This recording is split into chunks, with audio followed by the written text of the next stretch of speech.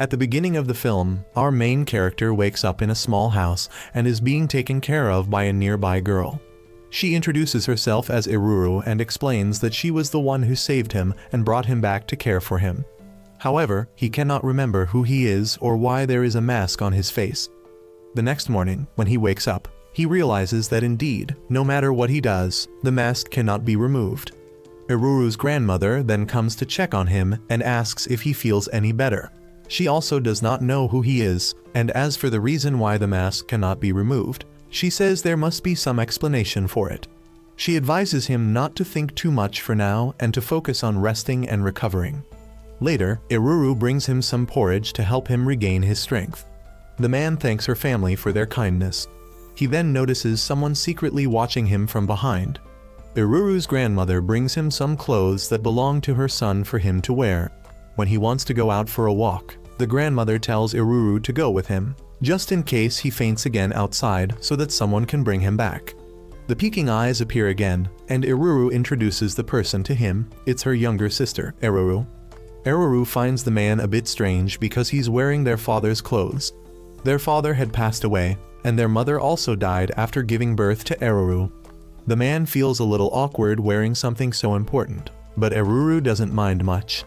While they are walking, the man still feels uncomfortable being supported by Iruru like that, but she says that country girls like her are very strong, so he doesn't need to worry. He then notices Iruru's tail and touches it out of curiosity, but she immediately pushes him down, proving she was right about being strong. Right after that, a man named Tioro comes over to help him up. Tioro recognizes him as the strange man who was brought to the village chief's house. This place has been a refuge for quite a few people because it's peaceful. It's also quite small, and everyone lives happily together. Currently, some houses need repairing after a recent earthquake. The man seems to recall something for a moment, but then brushes it aside. Soon after, Tioro's wife, Sopo, comes looking for her husband, thinking he's just being lazy and skipping work, so she grabs his ear and drags him back. She also notices that Iruru seems to have found someone she likes, but Iruru insists that Sopo is misunderstanding, as she's only helping a sick man. The two then continue walking around the village. The man sees the peaceful scenery of the place and finds it pleasant, as well as Iruru herself. While they rest under a tree, Iruru apologizes for dragging him around so much.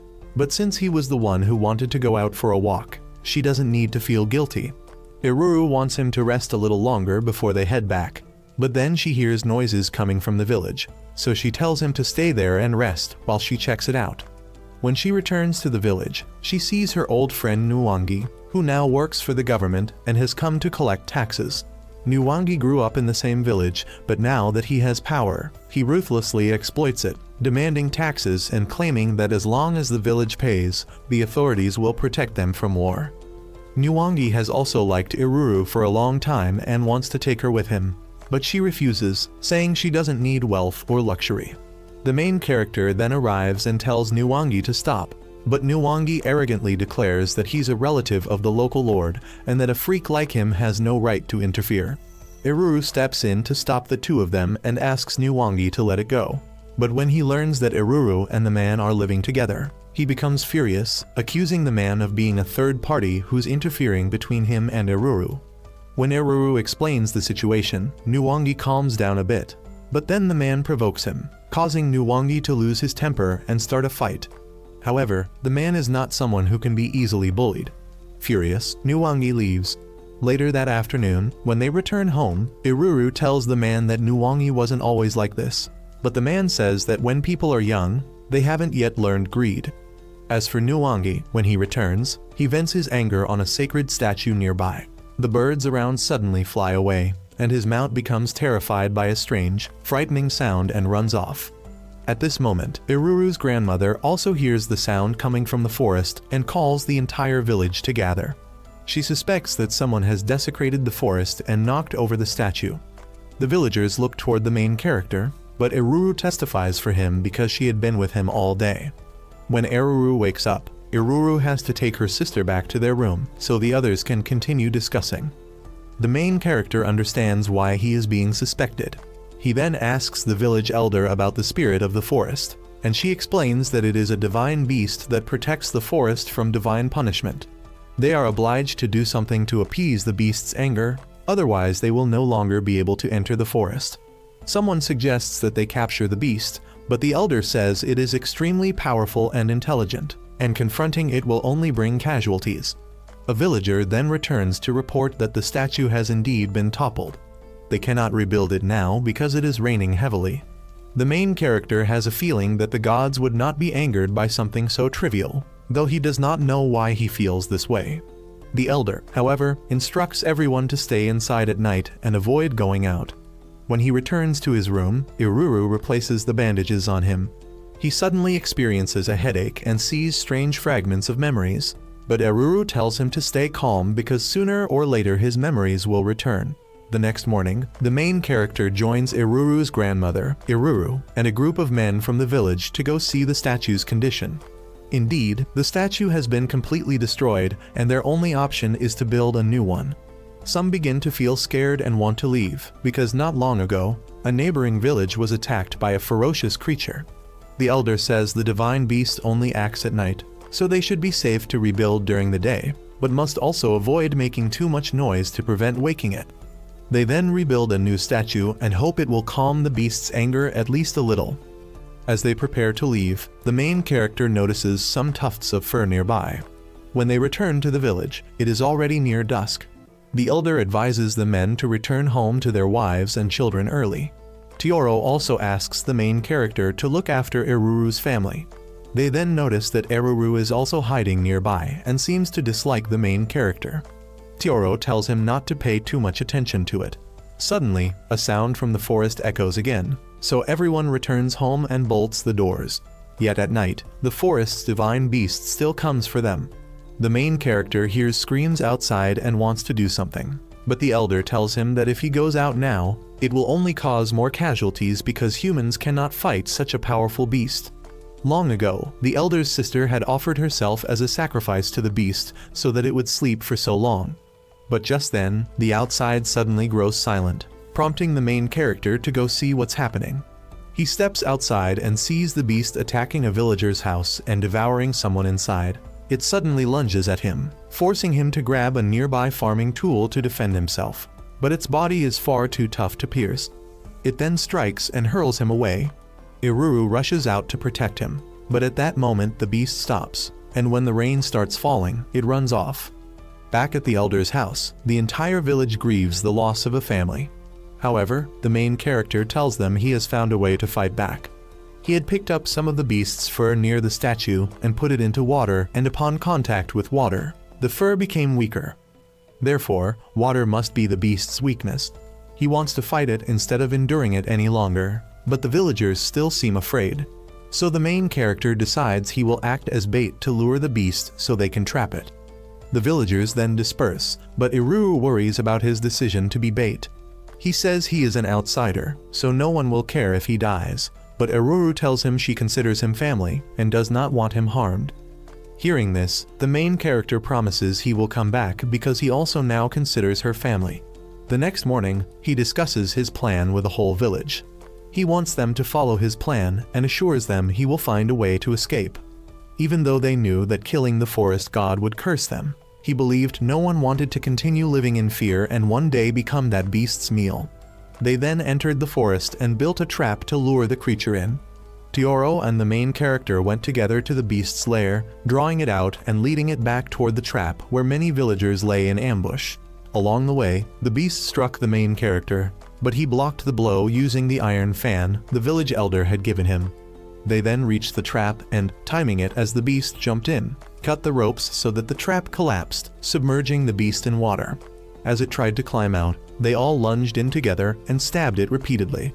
Finally, the main character delivered the finishing blow, killing the creature. The whole group then returned safely to the village, and everyone rejoiced at no longer having to live in fear. The main character returned the fan to the elder, but she chose to give it back to him instead. However, at that moment Iruru realized her sister was missing. The entire village searched for Iruru and eventually saw her returning from the forest carrying the cub of the tiger beast. The villagers worried that when it grew up it would be as ferocious as its mother. But the main character did not want any more killing and believed that at birth all creatures are pure. They decided to adopt the cub, and that night the whole village held a ceremony to bid farewell to the mother tiger. The elder now regarded the main character as part of the family and gave him a name, Haku. Iruru recognized it as her father's name. Iruru now became more open and no longer avoided Haku. After some time in the village, Haku taught Tioro and the villagers how to cleanse the land of bad fortune. Suddenly, they were called to gather at the elder's house because people from another village had come seeking refuge. The elder opened her heart and accepted them even though the village's food supply was not enough to support so many people. She believed war was approaching and that they would need unity to survive. That night, Iruru told Haku that her grandmother had been taken by some men. He immediately set out to find her, asking Iruru to stay home and watch over Iruru. Following the tracks, he was ambushed from behind by an assailant but quickly escaped and realized he was surrounded. Just as both sides were about to fight, the elder appeared to stop them. The young man introduced himself as Oboro, and when Haku explained why he had been chasing them, the elder revealed that she often visited a sick girl and hadn't wanted to trouble Iruru, so she kept it a secret. She then invited Haku to come along, and together they followed Oboro to a camp. Oboro remained suspicious of Haku, but the elders spoke up for him. They then met Yuzuha, the sick girl who could not see but whose other senses were very sharp. She knew Oboro had returned, recognized the elder's visit, and sensed Haku following behind. After examining Yuzuha, the elder found she only had a mild fever and drew Oboro outside to give Haku and Yuzuha a chance to talk. Yuzuha wanted to hear Haku's story, but unfortunately, because of his amnesia, he could not tell her much. The two spoke pleasantly for a while until Oboro came in to have Yuzuha go to sleep, and Haku and the elder left. By the time they returned home, it was already morning. The elder explained to Iruru why she had gone out late at night, and Iruru felt reassured knowing Haku had been with her grandmother. That day, the village unexpectedly received a large supply of food, allowing them to survive for a while longer. On a rainy night not long afterward, Oboro's men arrived, urgently requesting the elder's presence. Haku went with her, and upon arriving they found Yuzuha in critical condition. After examining her, the elder realized Yuzuha's condition was severe and immediately called for the grinding tools to mix medicine. She used a portion of her precious medicine mixed with herbs to give to Yuzuha, stabilizing her for the time being. However, the elder warned that this condition would recur many more times until Yuzuha's death, and her supply of the rare medicine was only enough to help Yuzuha a few more times. Oboro was in anguish, not understanding why heaven had to be so cruel to his sister. Not long after, he secretly snuck into the army's camp to steal supplies, but was soon discovered. Though he managed to escape the soldiers, he was spotted by a commander. Determined, Oboro drew his sword to fight, but the commander noticed that Oboro seemed never to have lost a battle before, still carrying a reckless and arrogant attitude. The commander allowed Oboro to charge forward, then struck him down with a single blow. Oboro wanted the commander to finish him off, but the man refused, saying Oboro's life meant nothing to him. The commander then left, and the next morning, Iruru and Haku found Oboro unconscious in the forest. After bandaging his wounds, Oboro said he owed Haku a debt and promised to repay it someday. Haku didn't want any repayment. He only wished for Oboro to return to Yuzuha. Oboro said he owed Haku because he feared his reckless actions might drag Haku into trouble. Sure enough, not long after, government troops marched to the village, with Nuwangi among them. He announced that the previous night, someone had broken into the government storage and they suspected the village was harboring the thief. The village elder stepped forward, accusing them of going too far. The government official also owed the elder a favor for curing his illness once, but he claimed her kindness couldn't outweigh the crimes of the intruder. Iruru then threw a stone at Nuwangi, and the tiger cub bit the leg of the man's mount, causing it to panic and throw the official off. The soldiers tried to attack Iruru, but the elder stepped in to stop them and was struck down by a sword. The villagers, enraged, forced the official and his troops to retreat. The villagers then gathered at the elder's house, praying for her recovery. Tioro and his wife urged everyone to go home and let her rest, but the elder knew her time was near. She gave her final words to her two grandchildren, asking them to live in harmony and love one another, for they only had each other a sister and a brother. She then called Haku over, entrusting him with the care of her young grandchildren. She said she had lived long enough and was ready for her next journey, having no regrets or lingering attachments left in this life. After that, she peacefully passed away. Hakuro then went to inform Oboro of her death. Overcome with rage and sorrow, Oboro blamed himself for her death, but refused to forgive the one who had slain her. He asked Hakuro to take care of his younger siblings, then left alone. Oboro infiltrated the government residence, cutting down several guards at the gate before being overwhelmed when the official appeared with a group of archers. He was subdued and captured immediately. Meanwhile, back in the village, everyone gathered together, and Tiyoro declared that the elder had entrusted everything to Hakuro, making him the new village chief. Oboro's siblings begged to rescue him, saying that since the elder had once saved everyone, they couldn't stand by and do nothing. Hakuro saw that everyone understood the risks, but chose to follow them. He ordered them to arm themselves with farming tools, and together they stormed the government residence. As the new chief, Hakuro personally led the charge to raise morale. The commander from before approached Oboro again, saying he had spared his life only for Oboro to come back and throw it away.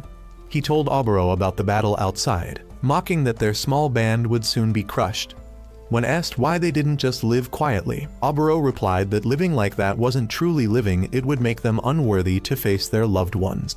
Intrigued by Oboro's conviction, the commander decided to see how his words would play out, leaving behind a sword, cutting one of Oboro's chains, and setting him free before leaving with his men. With Oboro's return, Hakuro's forces rose once more and fought their way to the official's chambers. Cornered, the official was left with nowhere to run, and Nuwangi was shocked to learn the village elder had died. He fled in panic while the soldiers charged, only to be wiped out in an instant. Hakuro then advanced and executed the government official. Afterward, he assessed the damage and wondered whether what they had done was truly right. He then asked Oboro if he was feeling better, only to punch him once, since it was Oboro's reckless actions that had pushed them onto this path. Not long after, the main army would soon arrive to crush them. Hakuro partly blamed himself too for letting things spiral out of control. Later, he met Iruru again and collapsed before her, but only to rest and think further about long-term strategies. Meanwhile, the commander returned to the Lord and reported the villagers' uprising. The Lord immediately ordered him to lead an army to crush them in retaliation for his younger brother, the one Hakuro had killed earlier. The commander had no choice but to obey. During this time, Hakuro had the villagers build defensive walls to prepare for the coming battle. Aruru and Iruru came to help. But during a break, Hakuro told both sisters they should go back soon, as this place would soon become a bloody battlefield. However, Iruru already understood this, so both sisters insisted on staying.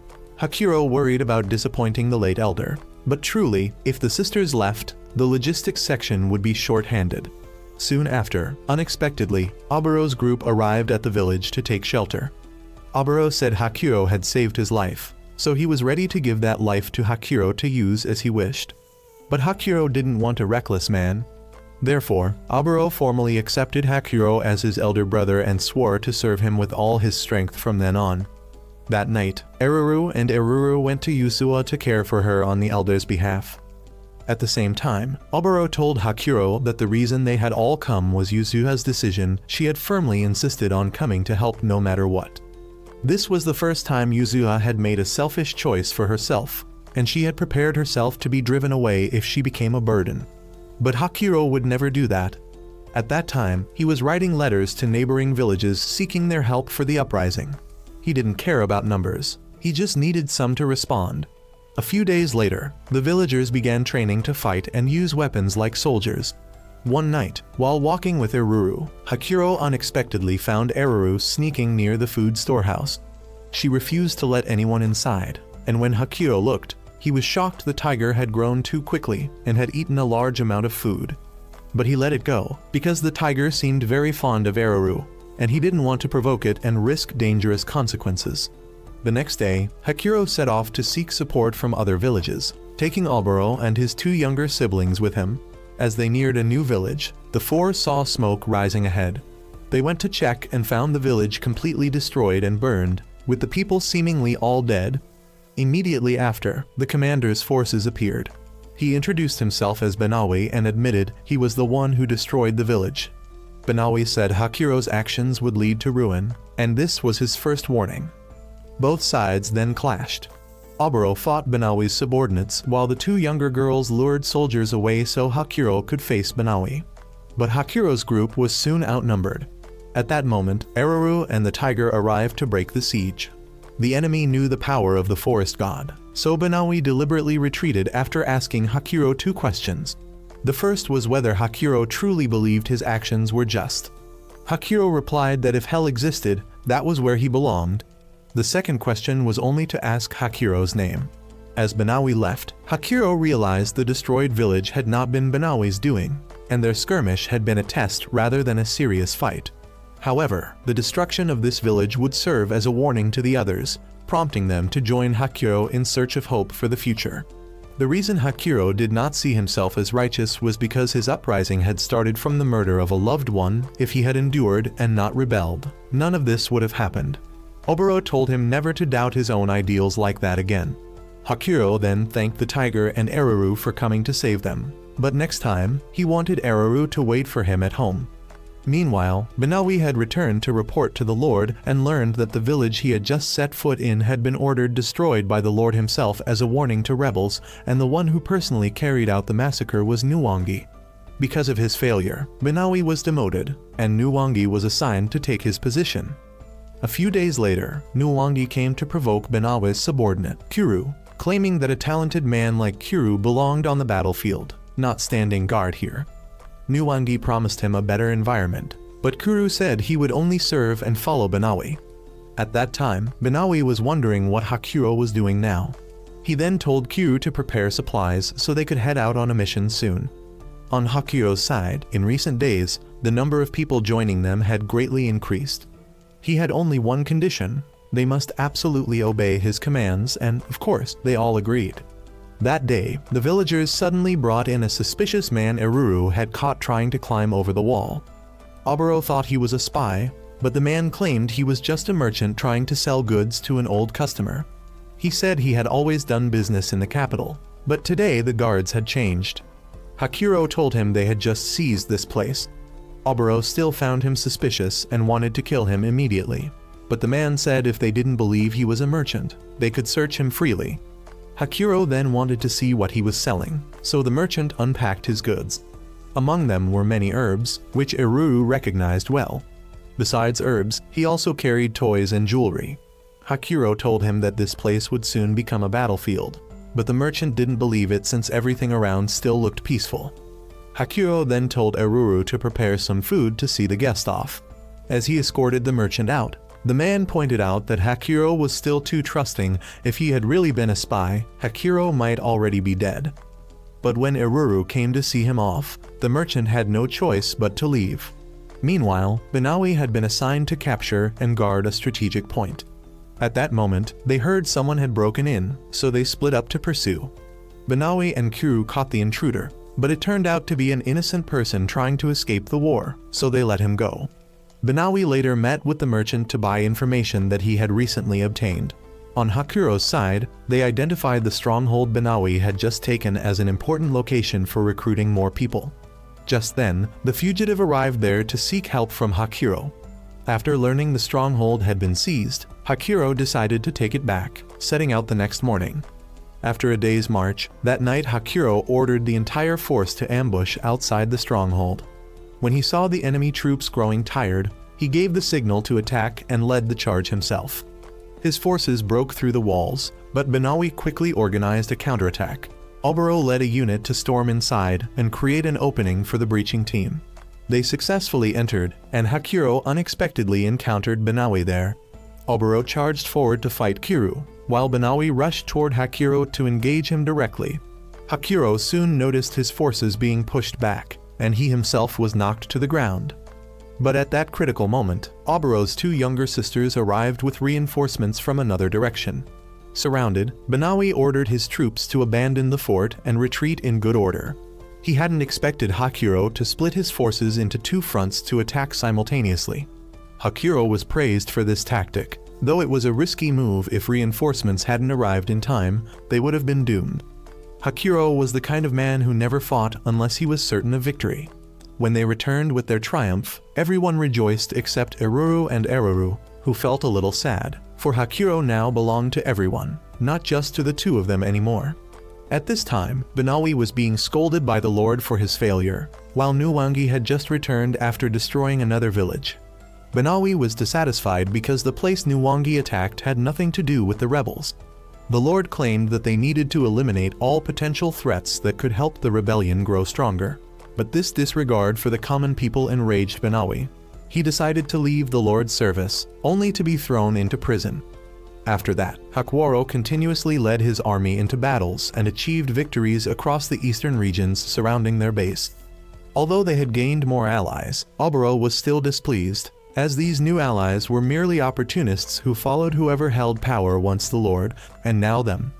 Tioro, however, didn't care, saying that having more troops was all that mattered. That night, Iruru found that Hakuoro was still awake and came to ask him for a favor to spend some time visiting Yasuha. Hakuoro then went to see Yasuha, and as the two talked and listened to the sounds of the night sky, Oboro suddenly arrived to report that something had happened.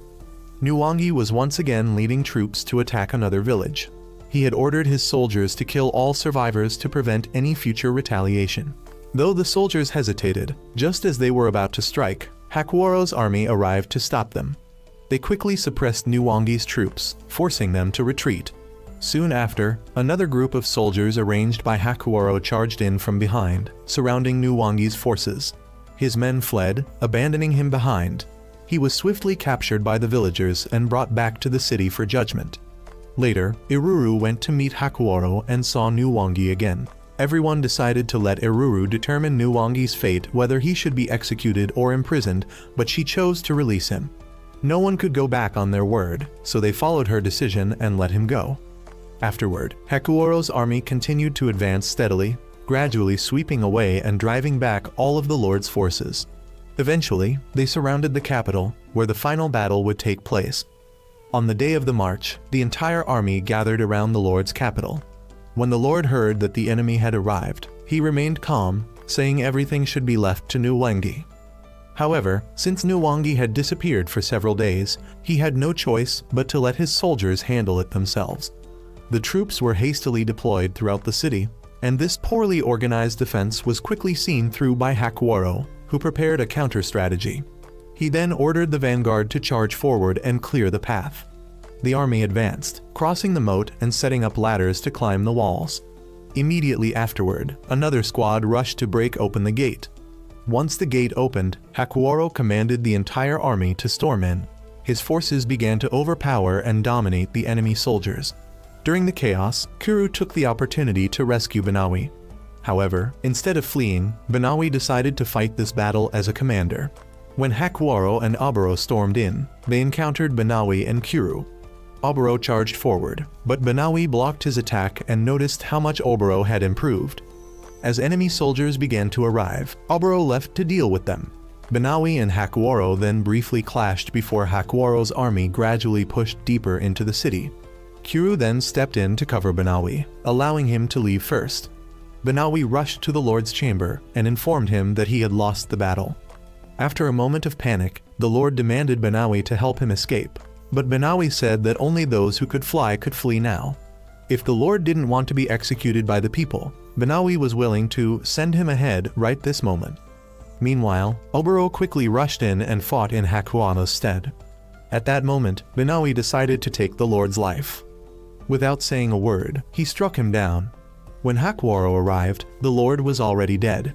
Banawi told Hakuoro to take care of the country from now on and expressed his wish to die alongside the Lord. However, Hakuoro stopped him, saying that since the nation had changed hands, Banawi's duty was not yet over. Banawi then went outside with Hakuoro and announced that the Lord was dead. With no reason left to fight, the remaining soldiers laid down their weapons. Thus, both sides reconciled, sitting together to rest and share a meal. Banawi also began to develop a more favorable view of Hakuoro. Meanwhile, at the church, they had received news that another nation had been defeated and overthrown. When the priest heard the name of the new country, he was greatly surprised it was the same as the name of the village elder woman. At that moment, the saint arrived to inform the priest that she would personally visit this newly founded country. The priest was worried that the land might still be unstable after the war, but since the saint had already made up her mind, he had no choice but to agree. A few days later, Hakuoro and his people decided to remain in the capital, while Teoro and the villagers chose to return to their homeland, believing that the place where they were born would also be where they died. A few days after that, Hakuoro began to promote the reconstruction of the capital. Nearby tribes soon came to pay respects to him. Shortly afterward, Aruru discovered the arrival of an envoy. According to Benawi, they were emissaries from a high-ranking tribe, a group comparable in scale to a church who sought to establish ties with every nation. Although they rarely interfered in wars, they would intervene if deemed necessary. The saint and her attendants then came to meet Hakuoro. The saint introduced herself as Yuritori, and the man beside her as Munto. When they moved to Hakuoro's private chamber for further conversation, Iruru brought in tea to serve the guests. Munto initially thought it was a common, low-quality tea and assumed Hakuoro was being disrespectful, but upon tasting it and finding it delicious, he immediately took back his words. Yuritori requested that Hakuoro personally guide her around the city under reconstruction. While Hakuoro was willing, Benawi insisted that he stay in the residence to handle administrative work, so Iruru would serve as their guide instead. Yuritori observed that this land had just emerged from tyranny, and the people were now finally able to live in peace and rebuild their lives. Soon after, a few children passed by and plucked feathers from Munto's wings before running off. Meanwhile, Hakuoro was still buried in his tiresome pile of paperwork. That night, Yuritori visited Iruru's room and, upon realizing that Iruru was a physician, shared that she herself had once wanted to study medicine to save lives. However, upon understanding her own responsibilities, she had been forced to give up that dream. Iruru, on the other hand, explained that she didn't become a healer purely to save others. Her grandmother had once been a beloved village doctor, and Iruru wished to be like her. Around the same time, Hakuoro went out to the lakeside for some fresh air, where he saw a girl with black wings playing by the water. When he looked away for a moment, she suddenly disappeared. Returning to his room, Hakuoro found that the same girl was lying asleep on his bed. Startled upon awakening and seeing him, she used an invisibility spell to hide, but since the spell only worked briefly, she was discovered again. As she fled, she encountered Aruru's tiger and panicked, running back to hide inside a basket. The tiger approached and knocked the basket over, but Aruru arrived, calling her tiger back and also saying she wanted to sleep with Hakuoro. Yuritori soon appeared and found the black-winged girl, who turned out to be her younger sister, Kamyu. Worried that her sister had caused trouble, Yuritori offered to take responsibility, but Hakuoro held no grudge and even welcomed Kamyu to stay as a guest. The next day, Hakuoro's work piled up even more. Oboro and Kiru came to argue over how the military should be reorganized, while Kamyu went looking for Aruru, hoping to become friends with her. However, Aruru kept running away from Kamyu. Still, Kamyu refused to give up and continued to follow her. She tried to be kind and friendly, yet Aruru continued to avoid her. When Kamyu met Hakuoro again, she asked him how to make friends with Aruru. He gave her advice and asked her not to tell anyone that he was sneaking away from work to relax. Meanwhile, Benawi returned to the office and discovered that Hakuoro had slipped out. Kamyu then brought beeswax and honey to offer to Aruru. Aruru wanted Kamyu to eat with her. Though Kamyu was initially nervous, after tasting how good it was, she finally succeeded in befriending Aruru and also Yuzua.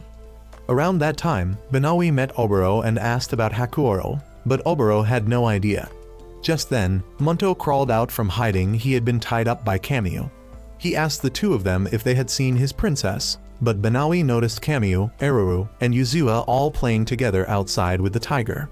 The three of them spent the entire day happily playing together before returning to sleep in the same room that night.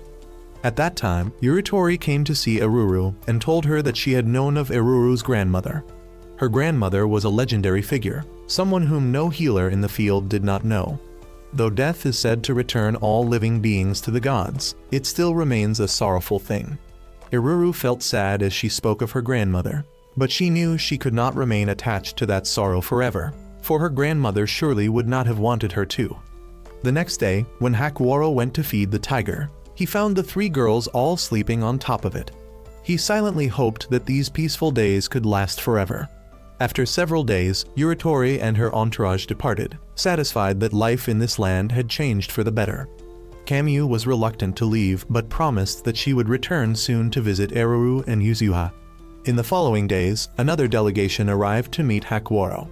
Unlike the friendly envoys from the church, these ones carried an imperial decree from the lord of the Shikri region, King Niwo, demanding that the land Hakuoro had conquered be placed under their jurisdiction. It was clear that their intent was to annex the territory, prompting Oboro to immediately reach for his weapon, but Hakuoro stopped him. Remaining composed and polite, he expressed apparent willingness to submit while inviting the envoys to stay for a few days while he and his council discussed the matter. A few days later, they escorted the Shikri delegation out of the capital. Oboro was furious at their arrogance, but Banawi explained that Shikri was a powerful nation, its military and territory both at least 10 times greater than their own. However, Hakuoro showed no hesitation. He instructed Banawi to begin fortifying the border defenses. When the delegation returned and reported to Niue, they mocked Hakuoro as a cowardly lord too afraid to defy them, one who even hosted a banquet for their emissaries. Yet Niue saw through Hakuoro's scheme immediately. He realized that Hakuoro merely regarded them as a troop of performing monkeys, and he had no use for such a man. He ordered his forces to prepare for battle. That very night, Shikri's army launched their first attack. Kiru hurried back to deliver the report. The fortress of Opak had been attacked and fallen. A war council was quickly convened. Hakuoro commanded the border troops stationed at Kinohan and Shishimaru to regroup at Haohoro Fortress under Banawe's leadership. His order was simple: hold out for 3 days to give Hakuoro time to prepare. As for Oboro, Hakuoro entrusted him with a confidential mission. That afternoon, Hakuoro assigned several tasks to the merchant before sending him off. Afterward, Iruru came to see him. She knew they were preparing for war and had overheard that Hakuoro was working on a forbidden medicine. She told him that her grandmother had once forbidden the creation of that drug because it could bring catastrophe. However, Hakuoro asked her to trust him and wait for his plan to unfold. The next day, Shikri's army reached one of the strongholds, but Hakuoro's troops had long since withdrawn. At Haohoro, Banawi ordered his men to gather bows, arrows, and large stones onto the fortress walls. Not long after, Hakuoro began marching to the battlefield, this time forbidding Eruru from coming along. That night, Shikri's army arrived and surrounded Banawi's fortress. They began their assault, but Banawi commanded his men to fire volleys of arrows and drop heavy stones, preventing any enemy soldier from scaling the walls. As for Oboro, under Haruko's orders, he infiltrated the enemy camp and placed something inside their food storage. Hakuro observed from a distance, and at that moment, he noticed that Eruru had followed him. She said she had a bad feeling and asked him directly what his true intentions were. He explained that humans need food and water to survive, and without them, they cannot live. The forbidden thing he mentioned referred to explosives. Just as he finished speaking, the enemy's food storage exploded. That was the answer to Eruru's question about what the forbidden thing was. Hakuoro had used a mysterious substance, combining it with another to create a terrifying destructive power. A massive flame erupted from the warehouse, a cruel but effective tactic. Hakuoro admitted that he did not want the sisters to witness such a sight, but circumstances did not allow otherwise. When the enemy tried to save their supplies, Hakuoro's forces launched an ambush and won a complete victory. However, what Hakuoro did not expect was that Neil himself would appear on the battlefield. Neil completely overpowered Hakuoro, but the raging flames interrupted their fight. Neil said this was merely a greeting and that they would meet again, then withdrew. Meanwhile, Banawi's unit also retreated after receiving the signal.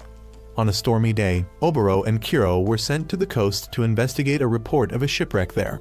However, when they arrived, they found numerous slain soldiers, and at the center of them was a woman with blood-stained arms.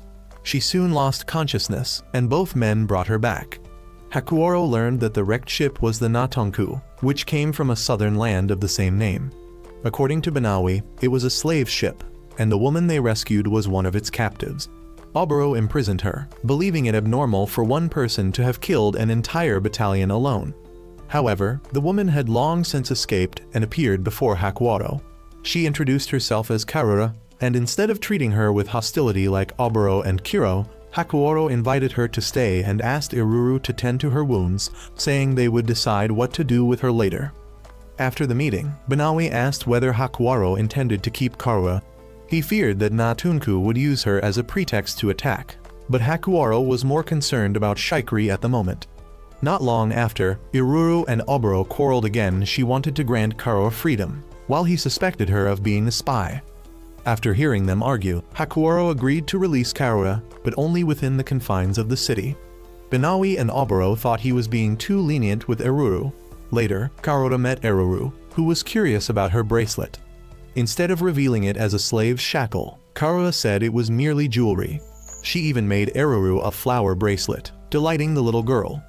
Iruru offered to prepare a bed for Karura, but she refused, saying she was used to sleeping in cells. Her only request was for wine, which she drank in great amounts. In the following days, Karura often strolled around the city, while Kuro grew bored because the soldiers weren't strong enough to be his opponents. When he saw Karura, he challenged her to a fight, but she ignored him. Meanwhile, inside the residence, Yutori came to see Hakuwaro and offered to become his Yomoro. At that moment, Iruru also led Karura into the meeting, and upon seeing each other, Karura and Yutori reacted as though they were old friends reunited. The two then sat down and drank together. Hakuwaro discussed with everyone whether Karura should join the army. He believed that since Shikri was eyeing them, they needed to strengthen their forces. The Yomoro would handle diplomacy, and aside from Oboro, everyone agreed to accept Karura. She then appeared and volunteered herself, suggesting that if they wanted to test her strength, they could fight her. Oboro and Kuro eagerly volunteered, but Banawi said he would take the match instead. The two went outside to duel, and once the battle began, Karura displayed overwhelming power. Her speed and strength were exceptional. However, none of her swords could withstand her strength and broke every time they clashed with Banawi's weapon. By the third sword, which also shattered, the match was called off. Not long after, a merchant arrived with a gigantic weapon Karura had ordered. It was extremely heavy, and only she could lift it. She swung it once and shattered an enormous boulder. After that, no one had anything left to complain about her. At that same time, Yutori had returned after visiting other lords. She brought back information that they were willing to attend the ceremony to sign a long-term alliance agreement. To guard against Niwi, they needed the support of surrounding nations. With their help, Shikri would not dare to make any reckless moves for the time being, giving them more time to prepare. Not long after, the lords all arrived. Yutori read the oath before everyone, after which they each stepped forward to seal the agreement. Just then, a commotion broke out outside. It was Uncle Toro rushing in. He said that their village had been attacked and the enemy forces were flooding into the city. Hakuwaro suspected Shikri, but the uncle wasn't sure. Hakuwaro immediately ordered everyone to prepare. He asked about the villagers, and Tioro said they had already evacuated, urging him to hurry. Everyone then set out for battle, while Uncle Tioro went inside to rest, exhausted. Outside, Hakuwaro heard loud noises. He ordered the gates opened, allowing the enemy to pour in. As they advanced, wooden stakes hidden beneath the ground rose up, tripping the soldiers and making them fall forward. Oboro's two younger siblings commanded the archers to shoot them down one by one. Meanwhile, inside, blood began to flow from Tioro's body. He didn't seem to have much time left. At that moment, his wife and the villagers arrived to take him away. Seeing them, he smiled faintly and entrusted everything to Hakuwaro. Outside, Hakuwaro was stunned to see the enemies charging forward like madmen, throwing their lives away without hesitation. When only the last soldier remained, he smiled and said that it wasn't over yet. Their killing had no purpose, just for amusement. That evening, everyone gathered around Tioro's body. Iruru, unaware of his death, kept trying to wake him up. Then Kuro returned from scouting the village and reported that Iruru's entire village had been slaughtered. Both Iruru and Aruru couldn't accept it. The younger sister struggled violently, unable to face the truth, forcing Iruru to sedate her. Hakuwaro did the same for Iruru to help her rest. Later, he gathered everyone for a meeting. From their clothing, Banawi identified the attackers as warriors from Kokakeka. Oboro wanted to strike back immediately, but Hakuwaro told him to calm down. There wasn't enough evidence yet, and they needed to investigate further. That night, while he was deep in thought, Karura came to invite him for a drink. Hakuwaro still couldn't understand why those soldiers never retreated and simply rushed to die. Karura gently explained that they were already dead. They had accepted death from the start, so they feared nothing. What Hakuoro should be asking himself, she said, was what he had done to make them so willing to die to kill him. Naturally, he had no answer, as he had lost all his memories. He didn't even know who he truly was. The next day, Yutori reported that the attack from the previous night had made the lords fearful, causing them all to withdraw from the alliance. Hakuoro suspected that everything had been orchestrated from the beginning. Then news arrived from the envoy Hakuoro had sent to Kukakeka. They had all been slaughtered, leaving only one survivor to deliver the message before dying as well. This incident pushed Hakuoro to his limit, and he ordered the army to prepare. The campaign began soon after, with the entire army mobilized. However, during the march, they were ambushed and surrounded by Kukakeka forces on all sides. Banawi immediately commanded a defensive formation.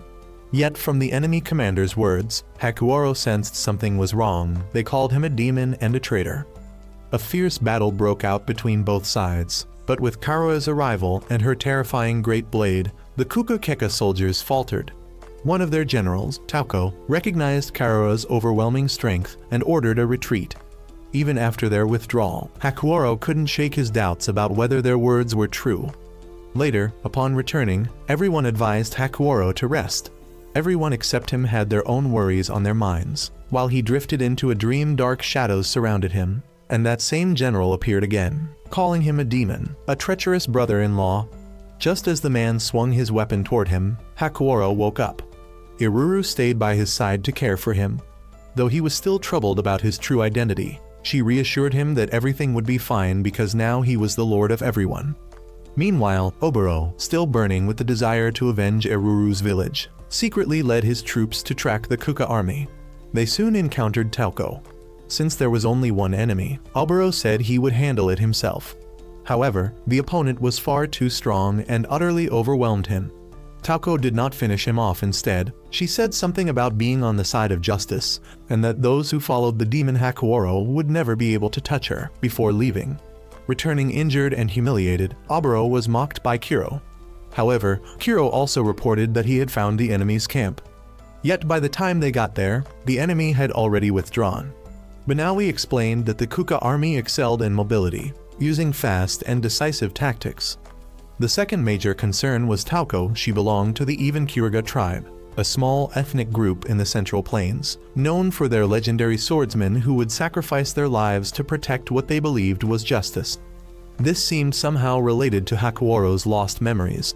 With Tauko among the enemy, victory would be difficult. When Iruru brought tea, everyone sat together for a moment before returning to the war council. Kuka was an open grassland region, but there was a ravine dividing the land into two parts. Crossing it would take considerable time. According to intelligence, the enemy always disappeared around that point, suggesting there might be a hidden bridge. While everyone strained their eyes searching, Iruru pointed to its location. It turned out she and Kamiyu had secretly followed the enemy's trail. This made everyone worried, but Iruru apologized and gave Hakuoro a flower, so no one scolded her. Once the bridge's location was confirmed, they began marching the next day. They found it quickly thanks to Iruru and the tiger. However, Tauko had already anticipated this and set up an ambush. Before the battle began, she declared that anyone serving the demon was a beast, enraging Oboro and Kiro, who charged forward and annihilated the Kuka soldiers until only Tauko remained. Hakuoro stepped up and asked why she called him a demon, but she ignored the question, saying only that he had slaughtered countless lives and unforgivable sin. When she charged, Karua stepped out to face her. Wielding her massive blade, Karua effortlessly pushed Tauko back to the middle of the bridge, then struck a powerful blow that shattered it. With the battle over, everyone returned. Yet that night, Hakuoro was still haunted by Tauko's words. Iruru came to him. They shared drinks and spoke. Hakuoro feared that perhaps he truly was the murderer who killed his own wife and child, that maybe what Tauko said was true. But Iruru reassured him she believed in his innocence, and no matter what, she would stand by him. Meanwhile, the people had begun to feel uneasy, thinking that since Tauko and the Kuka warriors fought for justice, perhaps Hakuoro truly was a demon. He continued managing political affairs and listening to Banawi's military reports, while Iruru grew increasingly worried as she saw him drink more each day. He was afraid of himself, afraid of who he really was. His hands trembled uncontrollably, but a gentle embrace from Iruru behind him soothed his fears. She told him she would always believe in him, that no matter who he was, he would always be Hakuoro. The next day, Hakuoro set aside his duties to spend time with Iruru and Eruru. He asked why she always supported him so much, and she replied that it was because they were family. At that moment, the tiger and Eruru playfully pounced on Hakuoro, and he joined their laughter. Seeing his bright smile, Eruru finally felt at ease. But the peace did not last long. News arrived that the Kuka army was preparing to attack. Hakuoro immediately returned to command and ordered everyone to prepare. This would be the final battle. However, he did not summon all the troops to the front. He ordered Eruru and the tiger to remain behind to guard the fortress, while the rest marched with him. Soon after, both sides met on the battlefield. Without hesitation, Hakuoro gave the signal to attack, and the enemy, unafraid, charged forward as well. Both sides quickly clashed. Tauko and the general charged into Hakuoro's forces in search of him to take revenge. Once they spotted him, both rushed forward, but Kuro swiftly intercepted Tauko. He had waited a long time for this day. Meanwhile, the general continued to charge straight toward Hakuoro. Seeing this, Hakuoro withdrew to lure him away. Tauko realized it was a trap and tried to follow, but Karada and Oboro blocked her path. This was Binawa's plan to give Hakuoro and the general a chance to talk privately. Surrounded, Tauko was forced into a defensive stance. However, she was not the type to give up easily.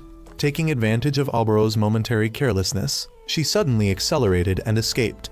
When Karo struck, Tauko quickly leapt high into the air to dodge. After that, they decided to let her go. Meanwhile, Hakuoro was trying to talk to the general about his identity, but the man refused to listen and kept attacking. This forced Hakuoro to knock him off his mount to make him talk. Upon learning that Hakuoro remembered nothing, the general burst into laughter, saying that even if he had forgotten, he could never erase his sins. His blood-stained hands were proof of them. A man who murdered his wife and child, what else could he be but a killer, he said.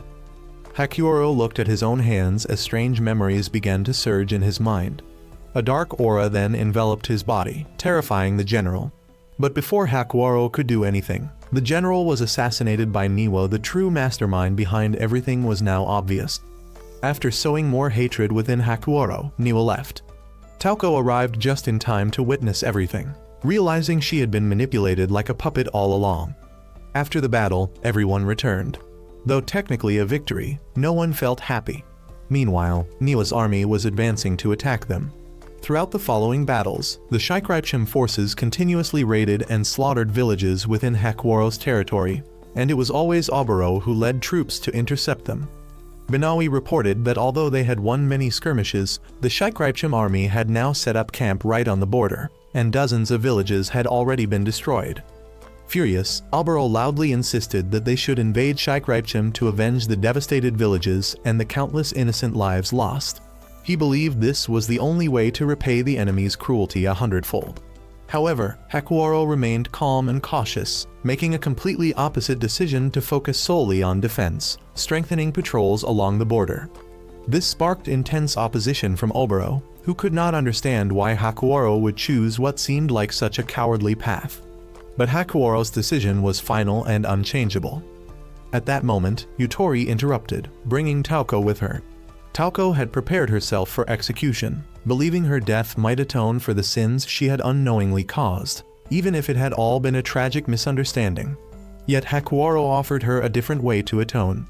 Instead of taking her life, he returned to her a precious belonging and entrusted her with a mission to return the body of King Orikaken, the ruler she once served, to his homeland. Hakuoro explained that King Orikaken was not an enemy, but merely an unfortunate victim deceived by a wicked mastermind, who was the true source of all evil. Hakuoro's compassion deeply moved Tauko, making her feel she owed him a great debt of gratitude. But just as their conversation ended, an urgent message arrived. The Shikrypshim army had once again crossed the border to continue their invasion. Hakuoro and his commanders, including Oboro and Kuro, immediately set out for battle, leaving Tauko behind to carry out her mission. On the front lines, the arrogant Shikrypshim forces advanced toward a village they intended to burn to the ground, unaware they were walking straight into a trap. The Tuscaruu troops, under Oboro's command, had lain in ambush and launched a coordinated attack, with the blue and red units firing volleys of arrows in unison, creating a deadly rain of death.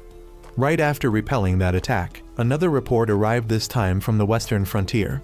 Shikrypshim was launching a large-scale pincer assault. On the western front, the Tuscaruu forces were once again outnumbered, but they witnessed the terrifying power of a lone warrior, Karua, who single-handedly sowed panic among the Shikrypshim troops and forced them to retreat. At the enemy base, the true mastermind Niue met a samurai commander from Kukakeka who wanted to join his ranks. Instead of welcoming him, Niue ordered the man taken to a secret place where a scientist was conducting gruesome experiments, harvesting materials from prisoners. Niue grew impatient and expressed a particular fascination with Hakuro, seemingly waiting to see Hakuro's true form. The war dragged on, Shikrypshim's attacks increased, and the conflict turned into a calculated war of attrition. Hakuro recognized the enemy's strategy, repeated small engagements intended to wear down Tuscaruu's physical strength and morale, baiting them into a desperate all-out attack. Again, Oboro demanded a counterattack, but Hakuro firmly refused, explaining that with an enemy force 10 times larger, a head-on clash would be suicide. He revealed there was only one way to win, a secret plan he could not yet disclose for fear the enemy would learn it, and asked everyone to trust him. After the council, Hakuro confided in Iruru about the burdens and doubts crushing him. He only wanted to protect those he loved, yet the endless war pushed the nation toward an even greater catastrophe. He felt lost and didn't know where he was heading. Iruru steadied him with absolute faith, promising to believe in him no matter what. Her words became a vast well of mental strength for Hakuro. On the battlefield, Hakuro's clever tactics continued to pay off. They lured enemy troops into marshland they had prepared, inflicting heavy losses. Still, each victory felt incomplete. Though they won battles, they were losing the war. Exhaustion and attrition showed on every soldier's face. Niue, by contrast, was delighted, convinced Hakuro was cornering himself, and ordered relentless attacks to grind them down. The horrors of war showed plainly among the Tuscaruu troops: exhaustion, mounting casualties, dwindling medicine. Even Aruru collapsed from fatigue. Finally, the decisive moment came. Niue ordered a full-scale assault with a single command: burn everything and kill everyone. Facing this, Hakuro revealed his plan, a bold, risky gambit to lure the entire Shikrypshim army into Tuscaruu territory, empty their country completely, then dispatch an elite Tuscaruu force to strike the Shikrypshim castle and seize Niue's head. A miscalculation occurred when enemy units advanced at uneven speeds, disrupting the original plan, but Hakuro adapted immediately. He sent Banawi with cavalry around the west to cut enemy supply lines, while he, Oboro, Kiryu, and Karuta confronted the forces pouring across the border. He even mobilized wounded men who could still move for this life-or-death battle. The fighting was brutal, and Hakuro himself was wounded in combat, but at the very moment he fell into peril, Toko suddenly appeared. She had returned to repay her debt to Hakuoro, following the sacred Evankulga custom of repaying honor with honor. Her arrival marked a turning point in the war. She exposed Niue as the deceiver who had manipulated King Orikekken, shaking the morale of a portion of the enemy army. Amid the chaos of battle, a personal tragedy struck when Iruru tried to save a dying mother and her child. But the woman did not survive, leaving behind a heart-wrenching reminder of the cruel price of war.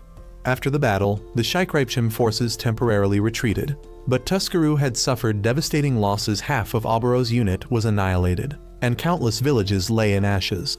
Knowing the enemy would soon return with full strength, Hakuoro realized there was no choice but to carry out his original plan to the end. He decided to personally lead an elite strike force, Kaira and Tauko, his two mightiest warriors, on a march toward the enemy's castle, while Banawi, Oboro, and Kiryu stayed behind to command the main defensive line. It would be a race against time, the final gamble, with the fate of an entire nation resting on whether Hakuoro could slay Niue before everyone was slaughtered. Once the fallen had been buried, Hakuoro and his small but resolute force set out on what was nearly a suicidal mission to end this blood-soaked nightmare. On the march, Banawi and his comrades reached the national border, but a thick fog blanketed the land, making it impossible to pinpoint the enemy's location. However, Aruru, with her keen senses, felt their presence and warned that they were very close. As the mist slowly cleared, a breathtaking sight emerged: an immense Shikrypshim army, at least 50,000 strong, stretching to the horizon and facing Banawi's forces. Carrying the critical role of holding the line and drawing the enemy's attention, Banawi understood perfectly what was at stake. His duty was to hold at all costs, to buy time, and never to charge recklessly forward, for doing so would mean instant annihilation. Meanwhile, deep within Shikrypsham territory, Hakuwaro, accompanied by Iruru, Karura, and Tauko, began their infiltration of the enemy castle. With Tauko leading the way, she swiftly and silently dispatched the guards, clearing the path for the team. Soon after, Karura joined the fray, displaying her overwhelming might. As they advanced further inside, a trio of enemy generals appeared, 3 men who called themselves brothers, declaring they would take Hakuwaro's head and begin a feast of carnage. Karura chose to stay behind to face all 3 alone, urging Hakuwaro and the others to move on, promising she would deal with these insects herself, leaving Hakuwaro only with an apology for burdening her with this task.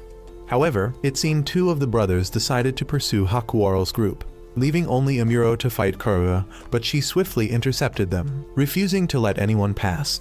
They boasted that their true strength only emerged when the 3 fought together, yet even as they faced Karura head-on, they remained arrogantly confident. Facing 2 of them at once, Karura displayed astonishing composure and cunning. When they warned her that she could not win by running, she turned their words into a weapon, pretending to flee. She deceived one into lowering his guard, then unleashed a devastating strike with all her strength focused on a single target, killing him instantly. The remaining 2, stunned by her power, could only call her a monster before being consumed by Karura's fury. Meanwhile, Hakuwaro and Iruru finally reached the throne chamber, but what awaited them there was far from an ordinary battle. Niwa, the mastermind behind everything, appeared with a twisted grin and unleashed his pets, the finest warriors from the nations he had conquered, now transformed into soulless monsters driven only by bloodlust and obedience. Niwa explained that he had merely awakened the beastly blood within them, yet none of them could truly satisfy him. He believed they were merely tools to awaken the true beast. The one he meant was Hakuwaro himself. At that moment, Karura, having finished off her own enemies, arrived just in time. She and the others charged into battle against the horde of monsters, forming a wall of steel to shield Hakuwaro. Karura roared that if cutting them didn't work, they should just tear them apart, urging Hakuwaro to move forward and end Niwa once and for all. Iruru, filled with fierce determination, declared that she would go with Hakuwaro. She wanted to witness the path he chose with her own eyes. With no other choice left, Hakuwaro faced Niwa directly, the latter waiting for him with deranged delight. Niwa mockingly called Hakuwaro his beloved beast, and when Hakuwaro offered him a chance to surrender in exchange for his life, Niwa burst into maniacal laughter. To him, war was like a grand hunt. One must carefully prepare the trap, wait for the prey, and in the end, there were only 2 choices: eat or be eaten. Then, to heighten the drama of his own twisted play, Niwa committed an act of unimaginable madness and cruelty. He ordered the burning of his own nation, setting the capital of Shikrypsham ablaze. Hakuwaro and Iruru could only watch in horror as the city turned into a sea of flames, hearing the screams of innocent civilians being burned alive. In his frenzy, Niwa declared that everyone would believe it was Hakuwaro who had done this, that he was the monster who had burned countless innocents to ash. This drove Hakuwaro into a rage. He roared that he would never forgive Niwa. But Niwa only grew more exhilarated, reveling in Hakuwaro's fury and hatred. Then he revealed an even darker truth. Everything that had happened at Orikakan, the burning capital, all the deaths in the war were sacrifices to feed the beast within Hakuwaro.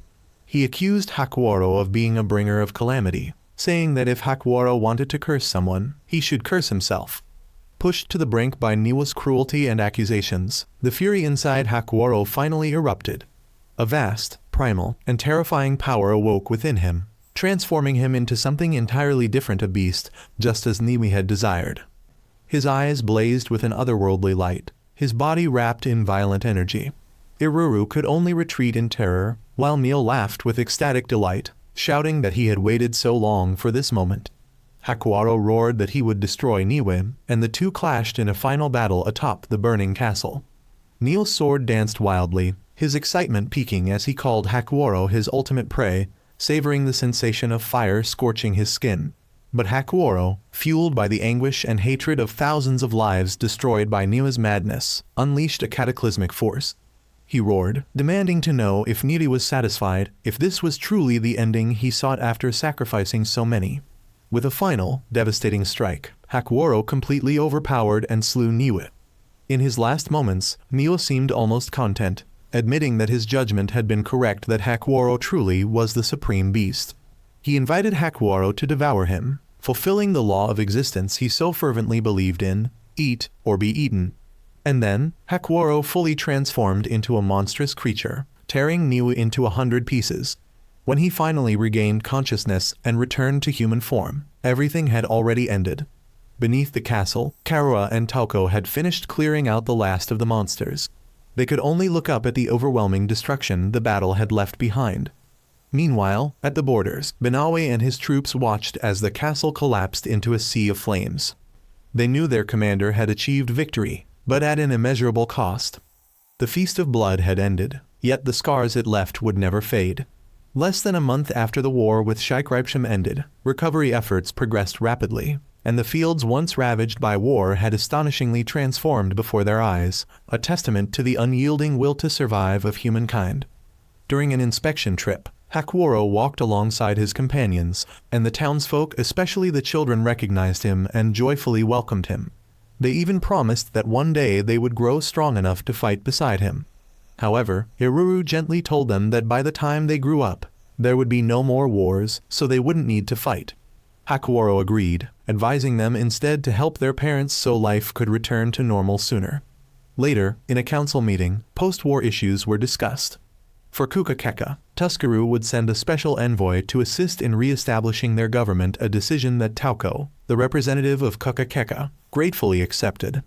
However, the situation in Shaikreipsham was far more complicated, as their capital had been completely burned down and only about 10% of the population remained, making reconstruction extremely difficult.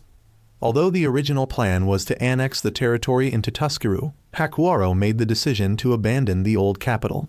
He believed that the survivors should move to a new land, free from the vile past under Neo's reign. Even so, the weight of war and the burden of life and death decisions still weighed heavily on Hakuoro's mind, leaving him exhausted.